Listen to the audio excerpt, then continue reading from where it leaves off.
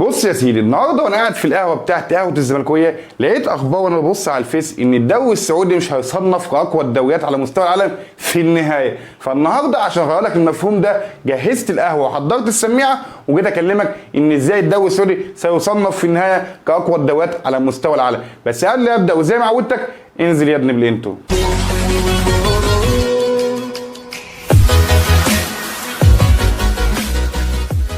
اول خبر وقبل ما نبدا في النقطه دي، الهلال السعودي بيقرر النهارده ويضم العملاق المغربي حارس نادي اشبيليه ياسين بونو. حارس هيقوي جدا من نادي الهلال السعودي. الهلال النهارده بيأمن 50% مع وجود نيمار فريقه انه يعدي بمراحل كتير. النهارده وهتتفرج وهتشوف الهلال السعودي في النهايه هيروح لحد فين. بالنسبه بقى لموضوع ان الدوري السعودي مش هيصنف كاحسن الدوريات على مستوى العالم، بص خلي اللي يتكلم، خلي الصفحات اللي عماله بلا مؤاخذه بتسوق ناس وتيجي تفهمك ان الدوري السعودي مش هيبقى من اقوى الدوريات. هتشوف هل في دوريات في العالم النهارده غير الدوري الانجليزي والاسباني والالماني والدوري الفرنسي؟ في دوري تاني في النجوم دي كلها؟ طبعا لا. بص في النهايه هنتفرج ونشوف نسبه البث، نسبه المشاهد، ونسبه الحضور الجماهيري، وهتشوف وهتقارن ونسبه ان الدوري بدا يتوسع على مستوى العالم. في اكتر من قناه بتطالب انها تحصل على حقوق البث، وفي اكتر من 40 قناه اعتقد خدت حقوق بس الدوري السعودي. فالدوري السعودي للي مش فاهم هيقول لك دوري مش للمتعه، لكن الدوري هيبقى دوري تنافسي، دوري فيه مشاهده، دوري فيه متعه، فيه كل حاجه، لا يقل اهميه عن ماتشات في الدوري الانجليزي. فالنهارده انا جاي اقول لك ان في الاخر وتعالى راهن ان الدوري السعودي سيصنف من اقوى الدوريات على مستوى العالم. وبيني وبينك اللي اياه هنشوف ساعتها مين اللي كسب الرهان. وانا بقى من اكتر الناس اللي عندها رهان جدا على الدوري السعودي، مش لان الصفقات كتير بل لان في تنافس جدا، والدوري السعودي من غير الصفقات دي كان بيقدم ماتشات عظيمه. الموسم اللي فات مع وجود كريستيانو رونالدو كان بيقدم مواسم عظيمه او بيقدم ماتشات عظيمه مع النصر. النهارده هتشوف في دعم للهلال ودعم للشباب ودعم للاهلي السعودي بوجود فيرمينيو وبوجود اسماء مش عايز اعد، تمام؟ فهنتفرج في الاخر ونشوف. لكن انا رافض فكره حاجه واحده، نادي الشباب السعودي داخل عايز ياخد الجوهره بتاعتنا اللي هي احمد سيد زيزو، تمام؟ النهارده قلت لك امبارح ان نادي الشباب السعودي بعت عرض رسمي للتعاقد مع نجم نادي الزمالك وموهبه مصر احمد سيد زيزو، تمام؟ العرض وصل ل 6 مليون دولار. النهارده الشباب عنده استعداد وزود العرض المالي للتعاقد مع زيزو ل 8 مليون دولار. لو جيت حسبتها بحسبه بسيطه كده حوالي 300 مليون جنيه اللي نادي الزمالك عايز ياخدهم كارد، تمام؟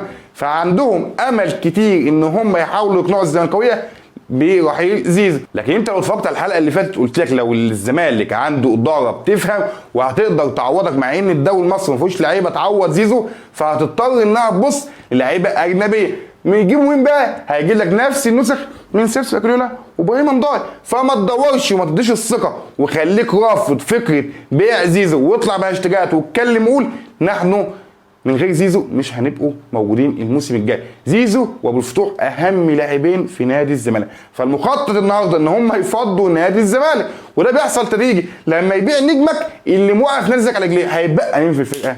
ابو الفتوح فقط مش هيقدر يشيل الفرقه. خلينا نكون على الصراحه، المدرب اللي قلت لك اللي هو عندي امل ان يقوم نادي الزمالك على رجليه بوجود صفقات، وهو راجل طلع صفقات، لكن فين الصفقات ده انت بتاخد منه نجوم. فما تستناش من اوسيبيو السنه الجايه ان ياخد اي حاجه.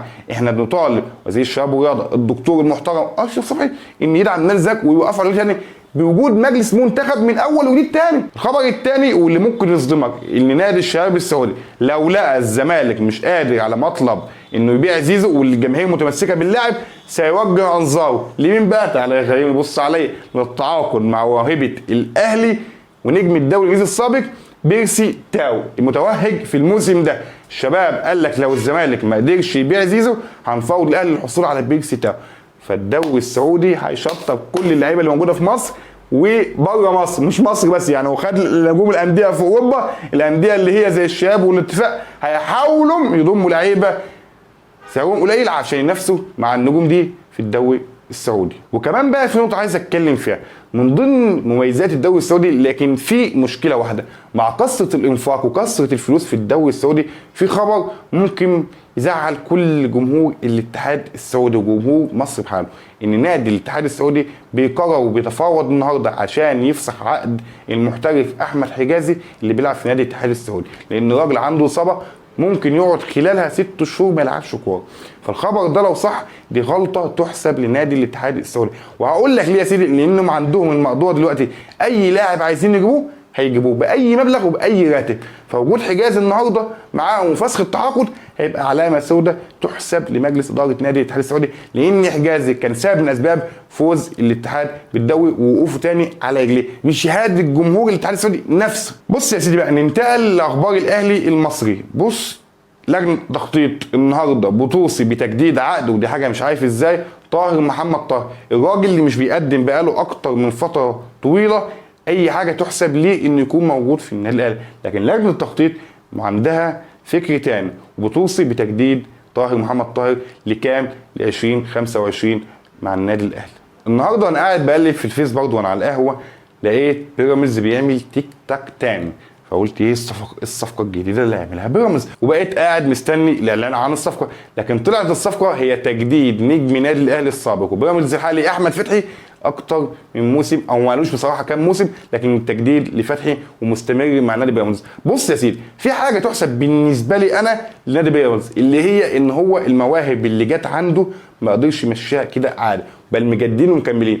واقول لك حاجه، وجود فتحي واكرامي وعبد الله السعيد في اوضه اللبس اهم مليون مره من وجودهم في الملعب، لان عندك اكتر من بديل ليهم ولاعيبه في نفس مستواهم وتقدر تأدي كوقتك اكتر في الملعب، فتجديده علامه تحسب لنادي بيراميدز. ده بالنسبه لي انا ماليش دعوه باي حد، الراجل ده هيبقى فارق جدا مع بيراميدز الموسم الجاي، وهتشوف بيراميدز هيعمل ايه السنه الجايه. بص بقى جمهور النادي الاهلي، عندي خبر كويس ان لجنه التخطيط خلاص قربت، او الناس المسؤولين عن التجديد لكولر خلاص تم التعاقد لتجديد عقد مارسيل كولر مع النادي الاهلي لمده موسمين خلاف الموسم الجاي. لو كولر كمل بالمستوى ده مع النادي الاهلي في حظ البطولات هيبقى مكمل مع النادي الاهلي لمده 3 مواسم. لكن في خبر حلو لازم اوصله خبر وحش، الاهلي بيقول لك كمان انه خلص في المهاجم السوبر. هتقول له ده خبر وحش، هقول لك يا سيدي اللي معطل الصفقه ان القندوسي الاهلي عايز يوديه على سبيل الاعاره، الراجل رافض فكره الاعاره، فهيقعد مع الناس في الاهلي ويشرح لهم وجهه نظر وهم هيتكلموا معاه، لكن اقرب للاهلي انه ممكن يمشي القندوسي اعاره، لكن اللاعب رافض ده، لكن الاهلي بادارته هيخلصوا الموضوع ويمشوه على سبيل الاعاره. دي كانت ملخص اخبار النهارده، اول مره تشوفني دي حاجه غريبه، ما تنساش تعمل لايك واشتراك وتفعل زر الجرس عشان يوصلك كل جديد. كان معاكم الأنز على قهوة الزملكاويه، اشوفكم حلقه جديده، سلام.